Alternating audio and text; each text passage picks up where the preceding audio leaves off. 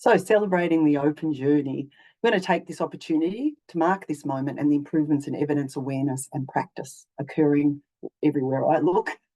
We also want to build this journey by ensuring you're aware of the full range of open activities we deliver as guided by you all, to explore all the tools in the toolbox, as it were, with a particular focus on how all of you can get more involved, not only in participating in open activities, but creating and building them.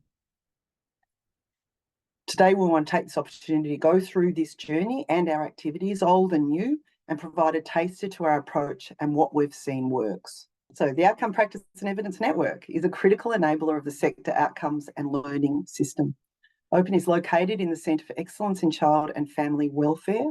We have a team of 3, and our purpose is to provide support to sector organisations to use, share and build evidence about what works. OPEN is a unique sector-driven evidence network. This has been tested by our evaluator, and there's nothing like OPEN anywhere internationally. Lots of evidence hubs, no sector-driven evidence networks. Guided by the OPEN Steering Committee, with OPEN being able to connect through to policy and research with a unique and neutral bird's-eye perspective, brokering language differences across those various subsectors that we all work across. OPEN fosters and builds trust and collaboration across the sector and between research and practice. We are stronger together, and more, I think this is an ethic that's really embraced by our sector and by our government and research partners. OPEN was created for a specific purpose in specific circumstances. Similarly, elsewhere, there's been growing momentum and pressure to use evidence to inform decisions and improve and demonstrate outcomes. Of course, it's driven by the Roadmap to Reform, which we all remember, 2016. It identified a need for data and evidence to inform decisions and highlight the risks of not having data. OPEN was developed in response to this, but in fact, the sector was already on this journey with the Sector Research Partnership in place and established in 2011, so many years before. And how can you get involved? So we've been going about 5 years, and we run these range of activities that we're always adapting and changing, driven by what we hear from you. OPEN has 4 mechanisms for supporting the sector's capability to build, use and share evidence. These are interdependent complementary functions of OPEN that build on and feed into each other. Starting at the top, OPEN events provide a cross-sector learning platform where the sector, researchers, government share innovative programs, practices and research evidence about what we're working. Now, moving on to the OPEN portal makes evidence from practice and research accessible for our busy sector. So increasingly, we're translating knowledge, sharing evidence, developing resources and tools that actually support you to build your own evidence. We share our event recordings and event materials. We have an extensive library, and increasingly we're curating them into topic areas on the portal called mini knowledge hubs, which we build case studies and in collaboration, more and more in collaboration with sector contributions. So how to get involved in that? We're on LinkedIn, share on LinkedIn. We're really happy to share our sector's posts as well, so that all helps all of us. Put forward a possible case study that we could profile on the portal. If you have a specialty area, you could contribute your expertise to shaping one of our curated knowledge hubs. So we have co-collaborators on these knowledge hubs, which I will talk about in a minute. Okay, bottom left, the OPEN support and training services. We've been running a training service now for support services for 4 years to strengthen understanding and skills in using, building and embedding evidence. This includes through advice, intensive project support and through training. Up till now, it's been bespoke training for individual organisations, but we're going to broaden that out. How you can get involved in this, if you have questions or needs, you can contact us. You can promote, invite us to come and speak to your staff about key issues of relevance to improving evidence practice. And finally, in the centre of our triangle is what's the real secret sauce? What makes it all work? And I've already talked about this, the relationships and tentacles that have emerged across our diverse sector.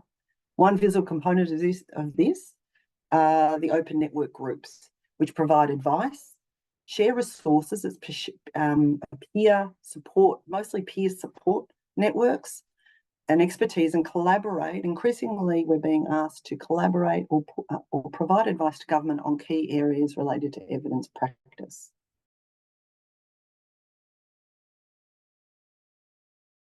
We have others in our community, and Deb's commented on this and you have too, that aren't as privileged, and a lot of our practitioners are actually working with families that are under extreme stress. Absolutely. And would you have some key messages? And I think there's a lot anyone will take away from what you've said. It's just been amazing. But any further thoughts on those people are at the front end of trying to manage the stress for a whole heap of reasons, including this one for these for the families they're working with? Yeah, no, I think that really is challenging. And I had meant to say that at the start, that I recognise that many of you are involved in dealing with the immediate and important, stressful situations that so many people are in. I guess these people, when you scratch the surface, often the climate worry is there behind these other longer term issues. And of course, they're not going to be investing time in going out to or feel confident in visiting their member of parliament or something. But I think it is, in terms of empowering our kids, I think that at times getting them to focus on something that is not within the context of a difficult family or situation, but is something a bit removed, can actually be quite therapeutic. It's not just about Project RockIT. We celebrate everyone's achievements. Every now and then Dan will pop up with something someone's done. And it's really funny because some of the people, a lot of the collective members are younger than me. And so when you've got 15-year-olds telling you that they're talking at Parliament, it's kind of just like, wow, how amazing are the people I'm working with. I want to go to these meetings. I'm excited to go to these meetings. They're not a hassle to go to. And I know it's not just me. Other members take time to go to these meetings because with the flexibility, I think there's this idea that we're not going to go to it. And because there's that flexibility and that community and that trust, we kind of just make time. I love listening to Anne. She knows I love listening to her on the radio. They often get her to talk about the most complex of issues, and she makes them sound simple and some of the solutions really, really practical. So over to you, Anne. Welcome. We've got a fabulous lineup of speakers this afternoon, as Deb has outlined, including young people who I know will tell us exactly how it is for them. Oh, and congratulations on the first edition of the new phase of Children Australia that was launched last week. It's very exciting to have that back, that journal. My role as National Children's Commissioner is about monitoring laws and policies to make sure that the human rights of children are protected. I'm responsible for promoting awareness and respect for the human rights of all children in Australia, but especially those children who are most disadvantaged and who often don't get the chance to join a youth advisory group or some other formal mechanism for participation. I consult with children and young people across Australia and communicate their views, especially to governments. All the work I do is guided by the United Nations Convention on the Rights of the Child.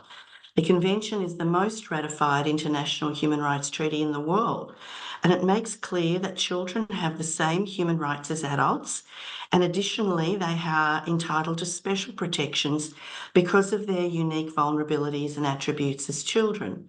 By ratifying the Convention in 1990, Australia promised to protect and uphold the rights of all children in our country.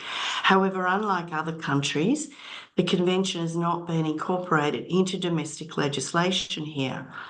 This is a problem, especially given that we have a federated governance structure that further diminishes accountability and coordination when it comes to children's policy.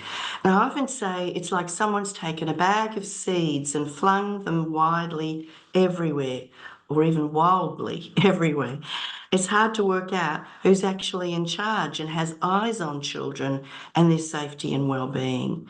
Children sit awkwardly at the intersections of the jurisdictions, and the most vulnerable children are falling in the gaps. Two of the 4 guiding principles in the Convention are highly relevant to online safety for children and young people. These are the best interests of the child as our primary consideration, that's Article 2, and the children's right to be heard and to have their views taken into account, Article 12.